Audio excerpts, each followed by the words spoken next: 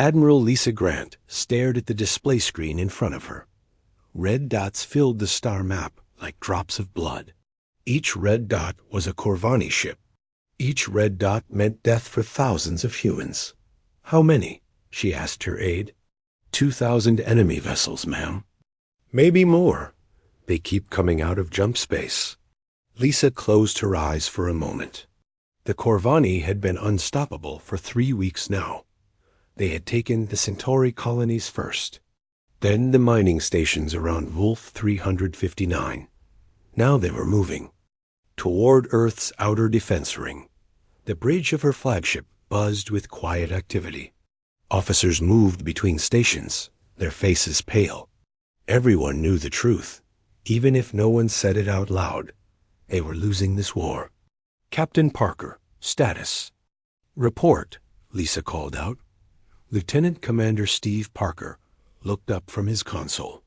His uniform was wrinkled from 3 days without sleep.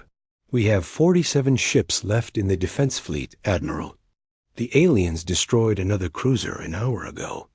47 ships against 2,000. The math was simple and terrible. Lisa walked to the main display. The Corvani ships looked like twisted metal and flesh mixed together. They were alive somehow, able to heal damage and adapt to human weapons. Every time the human fleet found a weakness, the aliens fixed it within. Hours. Sir, incoming message from High Command, an officer announced. The face of General Paul Thompson appeared on screen. He looked older than his 60 years. Dark circles under his eyes told the story of sleepless nights and impossible decisions. Lisa, what's your assessment? He asked. She glanced around the bridge. Her crew deserved honesty. We can't win, Paul. Not with conventional tactics. The Corvani learn from every battle. They adapt faster, and we can change our strategy.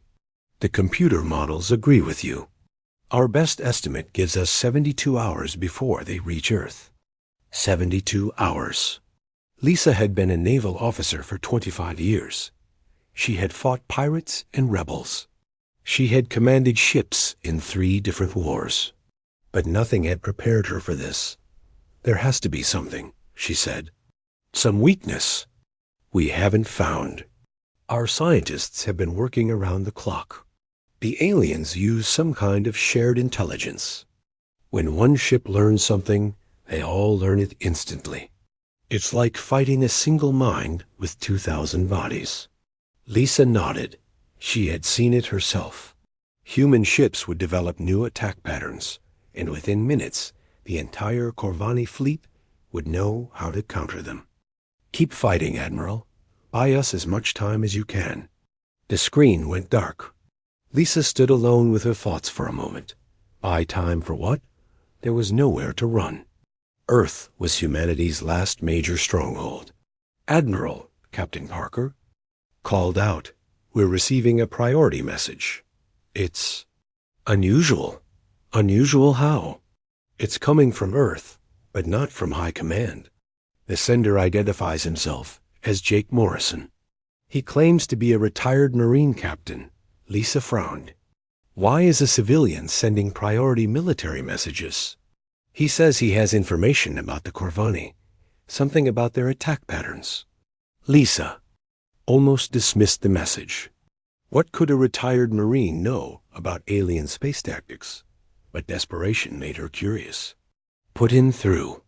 The face that appeared on screen belonged to a man in his 50s. Gray hair, weathered skin, and sharp blue eyes that had seen too much combat. Jake Morrison looked like every career soldier Lisa had ever known. Admiral Grant, thank you for taking my call. I know this is irregular. Mr. Morrison, we don't have time for civilian theories right now. Ma'am, I've been watching the battle. Reports. I know what the Corvani are doing. I've seen it before. You've seen alien hive mind tactics before? Jake's expression didn't change. Not aliens, insurgents. On Mars during the colony wars. Different enemy, same principle. They're using swarm intelligence, but they're still thinking like a collective. That gives them strengths, but it also gives them weaknesses.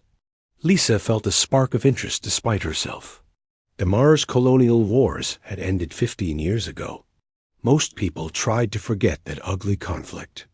But Jake Morrison had been there, fighting street by street in the domed cities. What kind of weaknesses? Collective minds are predictable, Admiral. They follow patterns. They optimize for efficiency. But human soldiers, real soldiers who fought dirty wars, we don't follow patterns.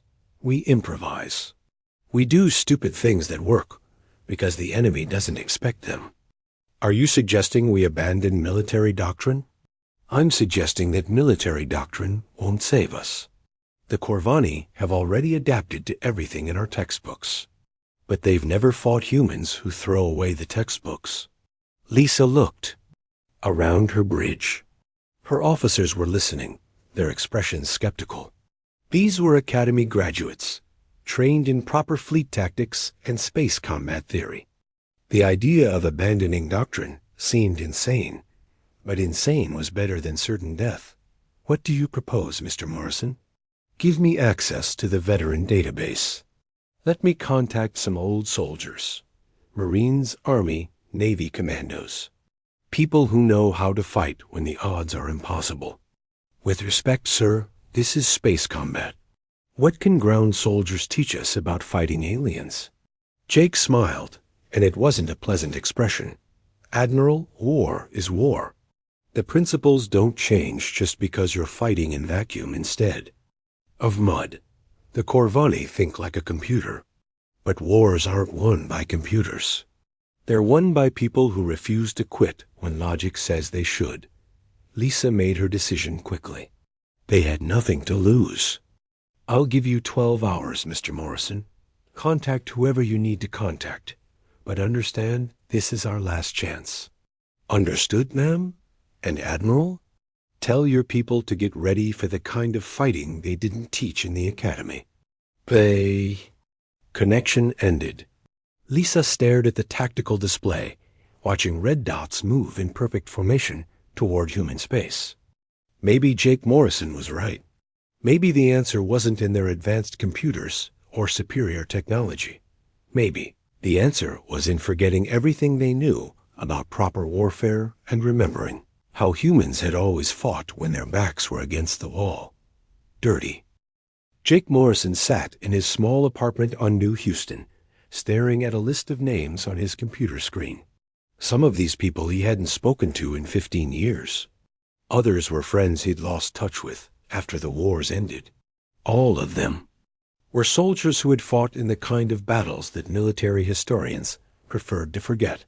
The first call went to Amy Rodriguez.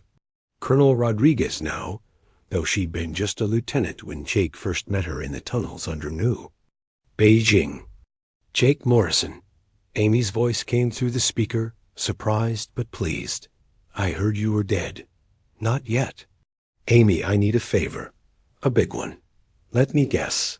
This is about the Corvani situation. Jake wasn't surprised, she knew. Amy had always been smart, and she now worked as a military advisor for the Terran Defense Council. She would have access to all the classified reports. The fleet can't stop them, Amy. They're using conventional tactics against an enemy that adapts faster than we can think. We need to try something different. Different how? Get me authorization to contact the old units. The people who fought. The dirty wars. Mars. The asteroid belt conflicts. The Lunicity uprising. Soldiers who know how to win when winning should be impossible. There was a long pause. Amy was thinking, weighing the politics and the desperation. Finally, she spoke. Jake. Most of these people are retired. Some have been out of service for decades. What makes you think they'll want to come back? Because the alternative is watching humanity get wiped out by aliens who fight like a textbook. And none of us ever learned how to follow textbooks. 3 hours later, Jake's authorization came through. He began making calls. Tony Martinez was living in a cabin in the Colorado Rockies. The former Special Forces sergeant answered on the first ring, his voice gravelly from years of smoking and shouting orders. Martinez. Tony, it's Jake Morrison. I need you. Jesus, Jake. Haven't heard from you since Mars. What's the situation? Jake explained quickly. Alien invasion. Conventional forces failing. Need for unconventional thinking. Tony listened without interruption. When do you need me? Yesterday? I'll be on the next transport. The next call went to Katie Walsh. The former Navy commando was now teaching survival courses to corporate executives on Earth's moon. Her current job involved showing rich people how to build shelters and find water. Her previous job had involved infiltrating enemy installations and eliminating high-value targets. Jake Morrison, you old bastard, Katie said when she recognized his voice. Let me guess. The regular military screwed up again, and now they need the professionals to fix things. Something like that. Katie, this isn't a police action or a colonial uprising. This is species survival. If we lose, everyone dies. In that case, I'm definitely interested. My current students can learn to make fire from someone else. Rick Davis took longer to convince. The former Marine Master Gunnery Sergeant was working as a civilian contractor on Luna Base, installing security systems for mining companies. He had a good job, a steady income, and a promise to his wife that his fighting days were over. I'm 54 years old, Jake. My knees hurt when it rains. I haven't held a weapon in combat for 8 years. Rick, remember Phobos Station? When the Separatists had us pinned down in the cargo bay with nothing but small arms and improvised explosives? Yeah, I remember. We held them off for 6 hours until the cavalry arrived. The cavalry isn't coming this time, Rick. We are the cavalry. Rick was quiet for a long moment. Then he sighed. My wife is going to kill me. But yes, I'm in. By the end of the day, Jake had contacted 47 veterans. 38 had agreed to come. They were sergeants and corporals, chiefs, and captains. None of them held high rank in the current military structure. Most of them were considered relics from an older, more primitive style of warfare. They were exactly what humanity needed. The meeting took place aboard Admiral Grant's flagship, the USS Defiance. The conference room was designed for proper military briefings, with polished surfaces and holographic displays showing fleet positions and tactical data. The veterans looked out of place. They wore civilian clothes or mismatched uniforms. Some walked with limps or used mechanical prosthetics. Tony. Martinez's left leg whirred softly when he moved. Katie Walsh had scars on her hands from chemical burns. Rick Davis needed reading glasses to see the tactical displays clearly. Admiral. Grant entered the room with Captain Parker and several other fleet officers. The contrast was obvious. The fleet officers looked like they had stepped out of a recruiting poster, young and confident and properly dressed. The veterans looked like what they were, middle-aged fighters who had seen too much war.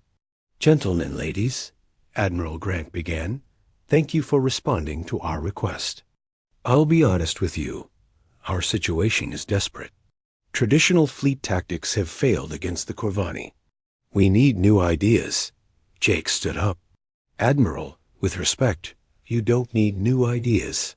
You need old ideas. Ideas that work when everything else fails.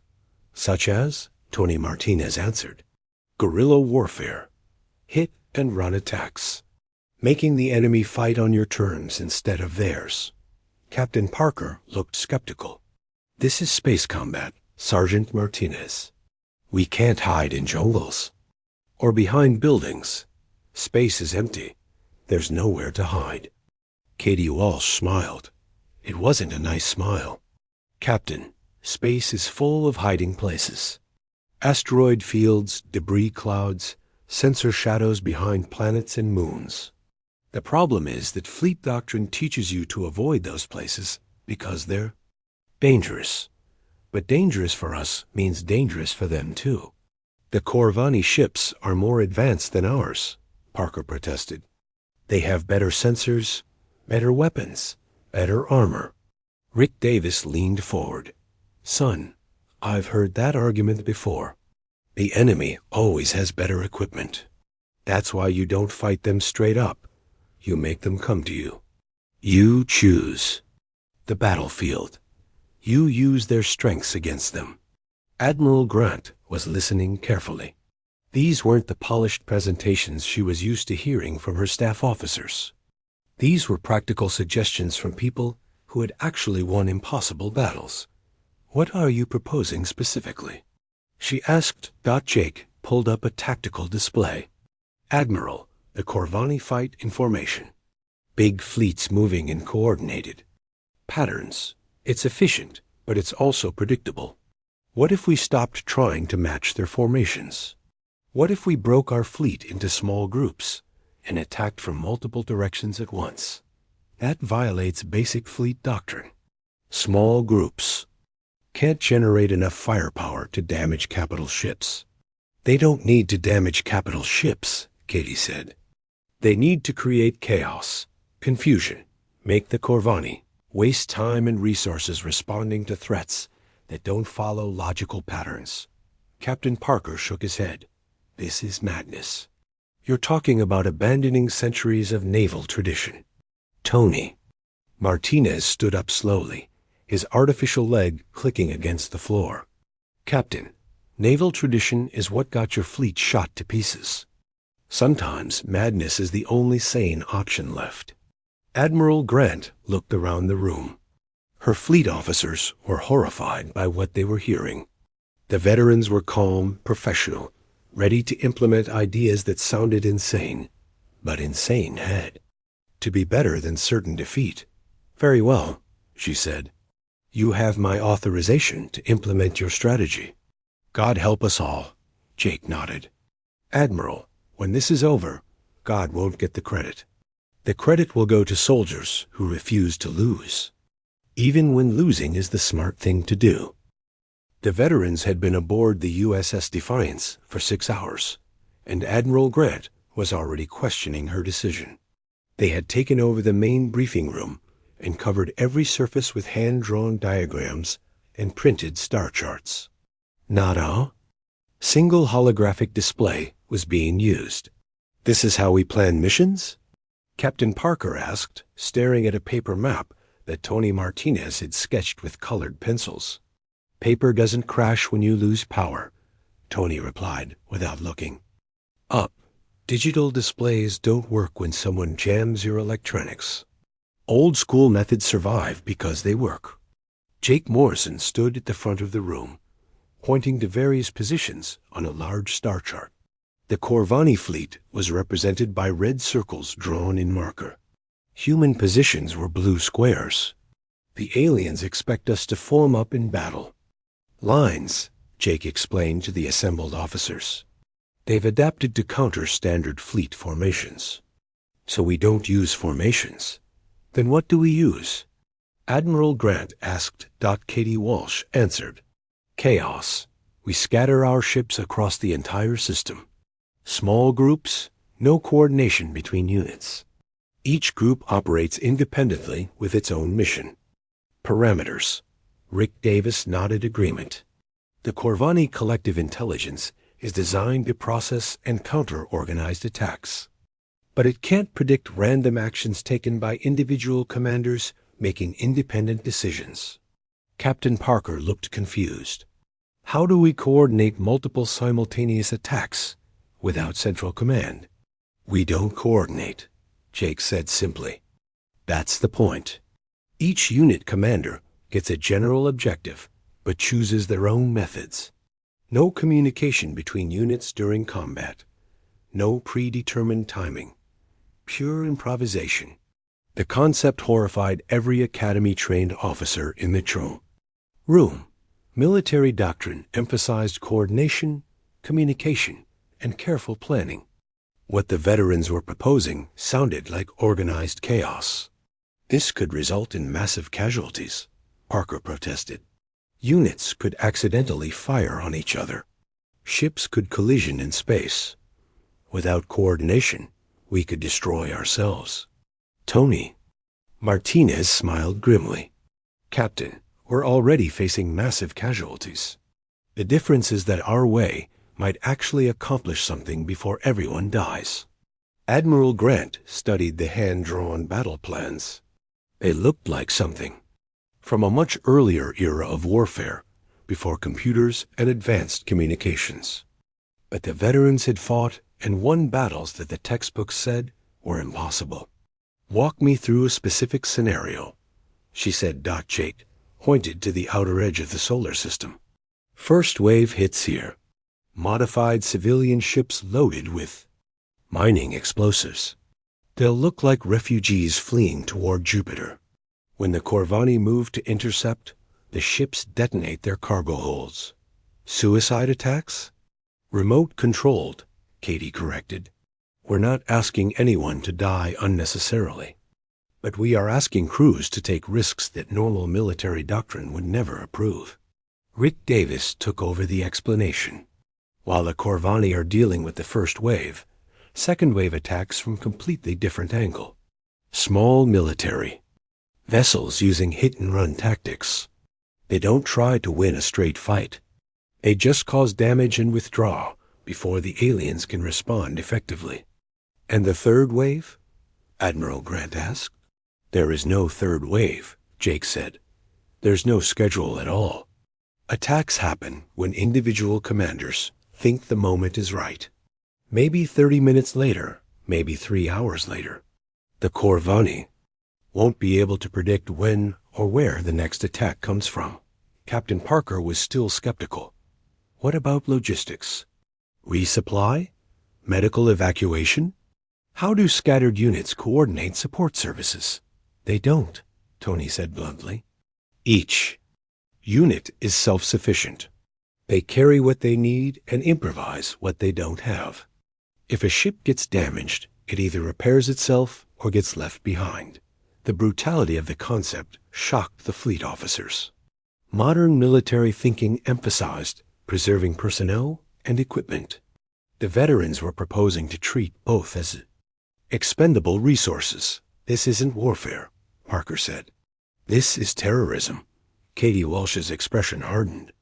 Captain, terrorism is what you call it when the other side uses these tactics. When we use them, it's called winning. Admiral Grant held up her hand before the argument could escalate. Assuming we implement this strategy, what's our realistic chance of success? Jake was quiet for a moment, considering the question carefully. Against a conventional enemy? 0. These tactics only work because they're desperate and stupid. But the Corvani aren't a conventional enemy. They're a collective intelligence that processes information logically. They can't understand actions that don't make logical sense. So our chance of success depends on being more irrational than a hive mind?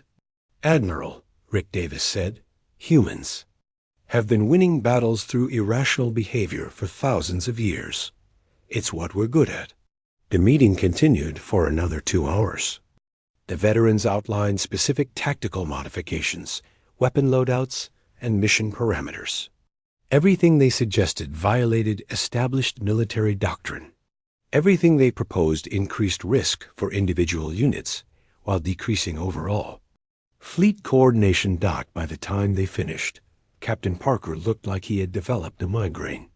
Admiral, this plan could destroy the fleet even if the aliens don't fire a single shot.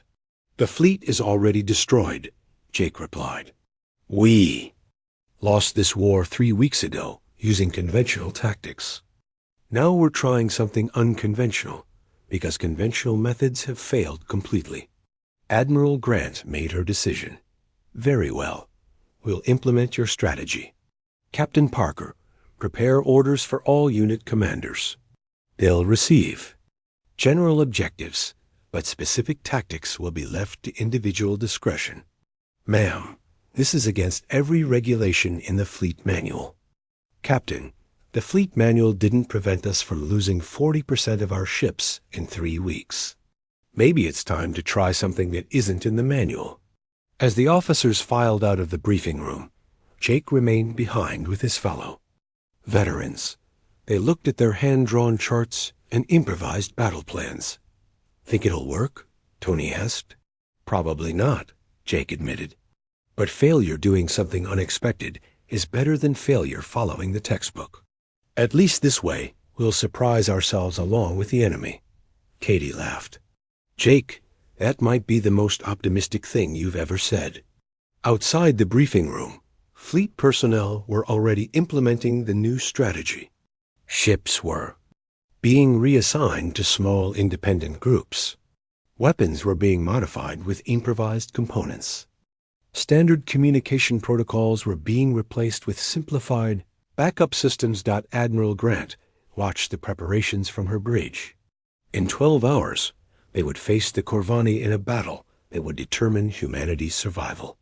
They were abandoning centuries of military tradition in favor of tactics developed by soldiers who had learned to fight in the worst conditions imaginable. It was either brilliant or completely insane. Probably both. The battle began at 0347 ship time, when Jake Morrison's makeshift squadron dropped out of hyperspace directly in the middle of the Corvani formation. "This is insane," muttered Lieutenant Johnson, the young pilot assigned to Jake's command ship. The vessel had once been a civilian cargo hauler. Now it was loaded with mining explosives and improvised weapon systems.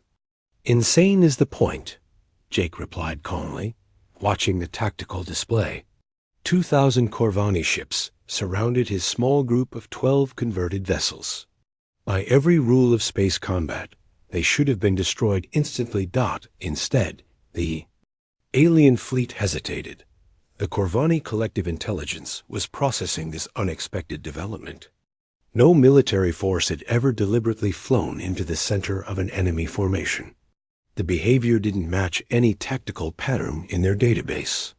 While they analyzed the situation, Jake's ships spread out and began their real mission. "All units, execute Pattern Omega," Jake broadcast on the short-range radio. Pattern Omega wasn't in any military manual. It was something the veterans had developed during the Mars campaigns. Cause maximum chaos in minimum time. The converted cargo ships started ramming Corvani vessels. Not elegant torpedo attacks or precision. Being weapon strikes. Simple, brutal ramming attacks that turned both ships into expanding clouds of debris. The mining explosives detonated on impact, creating massive fireballs in the vacuum of space. From her command bridge, Admiral Grant watched the tactical display in horror and amazement. Jake's squadron was destroying itself, but each ramming attack took out Corvani ships that were 10 times more advanced. "The aliens are trying to adapt," reported her sensor officer. "They're spreading their formation to prevent ramming attacks." "Good," Admiral Grant said. "That makes them vulnerable to Wave 2. Tony Martinez's unit hit the scattered Corvani from behind. His ships were fast attack vessels stripped of everything non-essential. No heavy armor, no backup systems, no safety margins. Pure speed and firepower. They appeared out of the asteroid belt like ghosts, fired everything they had at the nearest alien ships, then vanished back into the debris field before the Corvani could respond effectively. "Target destroyed," Tony reported over the radio, withdrawing to Position Beta. Position Beta was wherever Tony decided to hide next. There was no predetermined location, no scheduled rendezvous. The Corvani couldn't predict his next attack because even Tony didn't know where it would be. Katie Walsh's group was even more unpredictable. Her ships were disguised as damaged civilian vessels, broadcasting distress signals. When Corvani ships moved to investigate, they found themselves under attack from concealed weapon systems. 3 enemy vessels destroyed, Katie reported. They're starting to ignore distress signals. Then switch tactics. Jake's voice came over the radio. Make them think something else. Katie grinned and ordered her ships to start broadcasting. Mining survey data as if they were civilian prospectors looking for asteroids to harvest. It was completely illogical behavior in the middle of a space battle, which made it perfect for confusing the Corvani collective intelligence. Rick Davis had the most dangerous job. His unit was tasked with boarding actions against Corvani capital ships. The aliens had never faced human ground combat troops in close quarters fighting. They were about to get an education. Breach successful, Rick reported as his Marines cut through the hull of a Corvani command vessel, moving to primary target. The interior of the alien ship was a nightmare mixture of technology and biology. Walls pulsed like living tissue. Computer consoles grew out of the floor like mechanical plants. The air was thick with spores that triggered the humans' air filtration systems. "Ugly bastards," commented Sergeant Lisa Brown, Rick's second in command. She had fought in the asteroid belt conflicts and wasn't easily impressed by alien technology. Corvani defenders weren't prepared for human infantry tactics. Their biomechanical warriors were designed for ship-to-ship combat, not corridor fighting against opponents who used improvised explosives and rapid-fire weapons. Rick's team advanced through the ship methodically, destroying control systems and eliminating resistance. They weren't trying to capture the vessel. They were trying to cause maximum damage in minimum time. "Command center located," Rick reported. "Beginning demolition." The explosives his team planted weren't sophisticated. Simple chemical charges placed on critical systems. But they were effective. When the charges detonated, the Corvani command ship lost all coordination with the rest of its fleet. From the bridge of the USS Defiance, Captain Parker watched the battle with growing amazement. The human forces were taking massive casualties, but they were also achieving impossible results. "Admiral, the Corvani fleet is fragmenting," he reported. "They're losing coordination between individual ships." "That's what happens when you cut off the head of a hive mind," Admiral Grant replied. "Without central coordination, they're just individual vessels." Jake Morrison's voice came over the command channel. "All units, the enemy is adapting to our tactics. Time to change the game again." What happened next violated every principle of space warfare. Instead of forming up for coordinated attacks, the remaining human ships began operating completely independently. Some engaged in conventional combat, others used kamikaze tactics. A few started broadcasting false surrender signals and then opened fire when Corvani ships approached. The chaos was absolute. Ship commanders were making individual decisions without consulting anyone. Attacks came from random directions with no apparent coordination. Some human vessels even started attacking empty space, forcing the Corvani to investigate phantom threats. Tony Martinez's group began using the aliens' own weapons against them. They would disable a Corvani ship, quickly strip its weapon systems, and then use those weapons to attack other alien vessels. The captured technology was installed with jury-rigged connections and improvised power systems that worked just long enough to be useful. Katie Walsh's team started a new tactic she called ghost ships. They would abandon their vessels and set them on collision courses with Corvani formations. The empty ships would broadcast false crew communications, making the aliens think they were still occupied.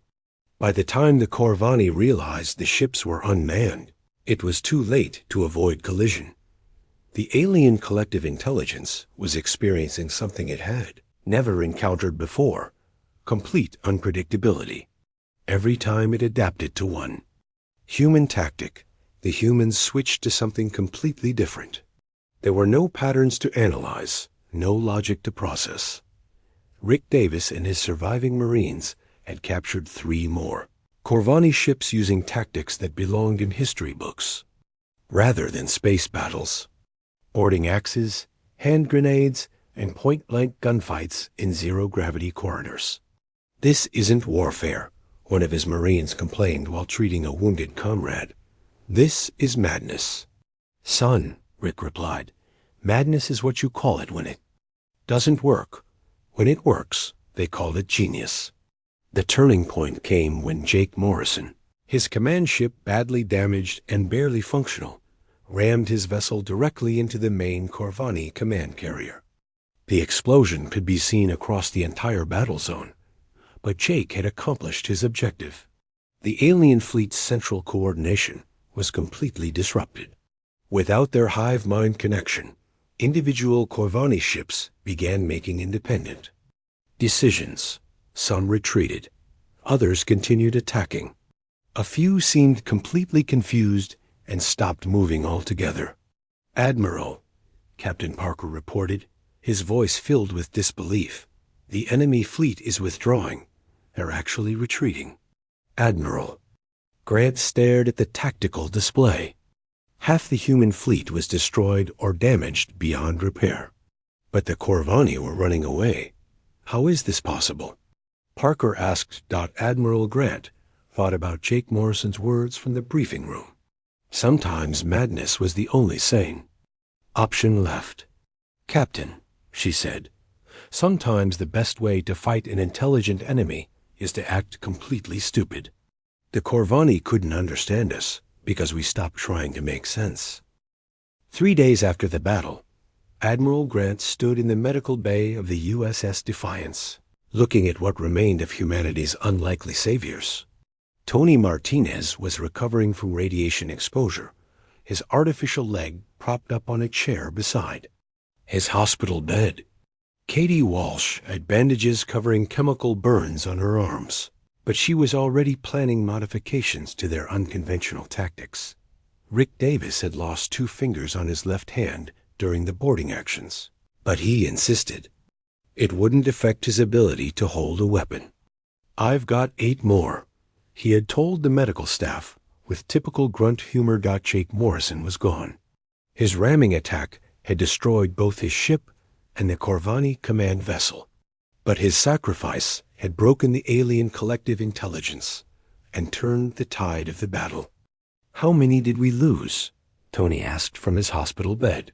60% casualties, Admiral Grant replied honestly. "But we won.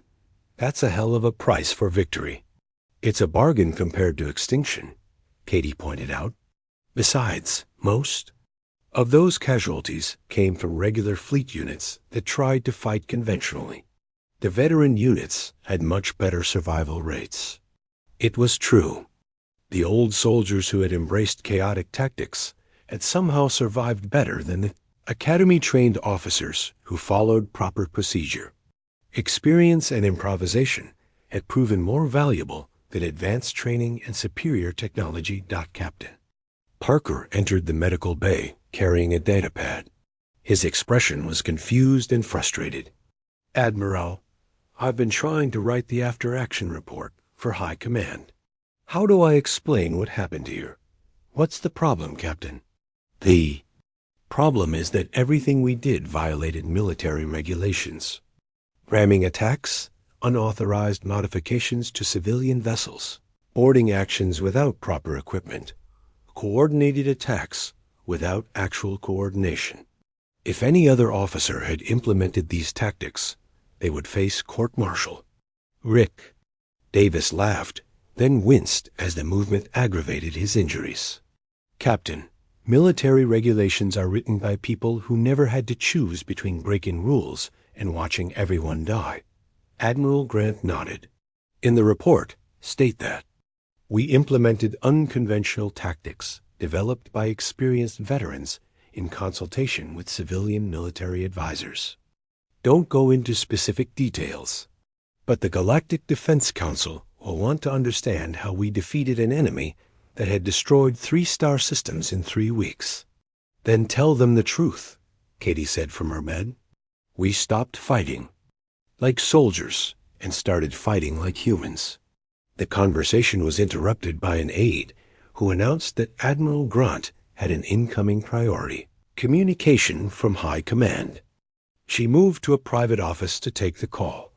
General Thompson's face appeared on the screen, looking considerably better than he had 3 days ago. The dark circles under his eyes were gone, and he was actually smiling. "Lisa, I just finished reading your preliminary report.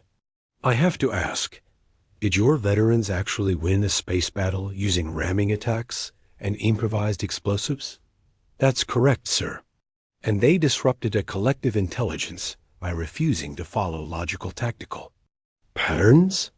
Also correct. General Thompson shook his head in amazement.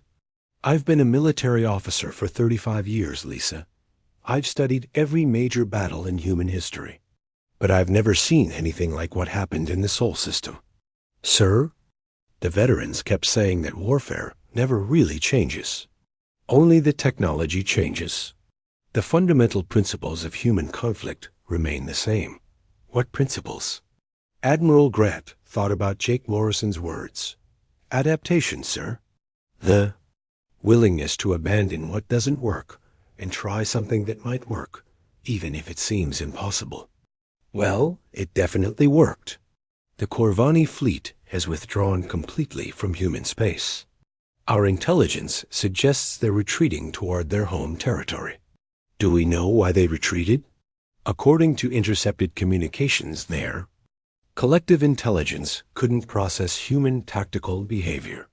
They described our actions as chaotic and illogical, beyond computational analysis. Apparently, fighting an enemy that doesn't follow predictable patterns caused some kind of systemic breakdown in their hive mind. Admiral Grant returned to the medical bay to share the news with the surviving veterans. They received the information with typical soldier pragmatism. So we won by being too stupid for the aliens to understand, Tony said. I can live with that. What happens now? Katie asked. Now you go back to your civilian lives, Admiral Grant replied. The war is over. You've done more than enough. Rick Davis tried to sit up straighter in his hospital bed. Admiral, wars don't end just because you win one battle. Those aliens will be back, and next time they'll be prepared for chaotic tactics. What are you suggesting? I'm suggesting that the regular military needs to learn how to fight dirty. Not as a last resort, but as a standard option. Train officers to think like insurgents. Teach them to improvise and adapt. Katie nodded agreement. The Corvani weren't the first enemy to have technological advantages. They won't be the last. But every enemy can be beaten if you're willing to fight in ways they don't expect. Over the following weeks, the veterans were debriefed by military analysts who struggled to understand how conventional warfare doctrine could be successfully abandoned. The official reports were carefully edited to avoid providing too much detail about specific tactics, but quietly, changes began happening throughout the military. Training programs started including scenarios that required improvisation and unconventional thinking. Officer candidates were taught to question established doctrine when facing unusual situations. Tony Martinez was asked to develop a new curriculum for Special Forces training. His first lesson was titled, How to Fight When the Rules Don't Apply. Katie Walsh became an advisor to the Naval Intelligence Division, helping them understand asymmetric warfare from a practitioner's perspective. Her motto was simple: if you're fighting fair, you're fighting wrong. Rick Davis established a training facility on Luna Base, where experienced veterans taught younger soldiers the practical skills that military academies didn't cover. Skills like improvising weapons from civilian equipment, coordinating attacks without communication systems, and surviving when everything went wrong. 6 months later, Admiral Grant received a message that Jake Morrison had been posthumously awarded, the highest military decoration possible. But she knew he would have been more proud of a different legacy. Throughout human space, military commanders were learning to think like Jake Morrison and his veterans. They were learning that sometimes the best technology was experience, and the most advanced tactic was the willingness to try something that had never been done before. The galaxy was full of advanced civilizations with superior technology and sophisticated strategies. But none of them had humanity's greatest advantage, the stubborn refusal to accept defeat, even when defeat was mathematically inevitable. In her final report to the Galactic Defense Council, Admiral Grant wrote, "Humanity prevailed not because of superior firepower or advanced tactics, but because human soldiers possess something that cannot be programmed into computers or taught in academies. They possess the ability to adapt, to improvise, and to continue fighting when all logical analysis suggests they should surrender. This quality makes humanity unpredictable in combat. It also makes us nearly impossible to defeat completely, because we will always find new ways to fight, even when the old ways have failed. The Corvani learned this lesson the hard way. Future enemies would be wise to remember it." The report was filed in the official archives, where it would be studied by military historians for generations. But the real lesson was being taught every day in training facilities across human space, where young soldiers learned from old veterans that the most important weapon in any conflict was the refusal to give up. Jake Morrison and his fellow veterans had saved humanity by remembering something that advanced civilizations often forgot. Sometimes the primitive way of doing things worked precisely because it was primitive, unpredictable, and impossible to counter with sophisticated strategies. They had won by fighting like humans, not like computers. And that made all the difference.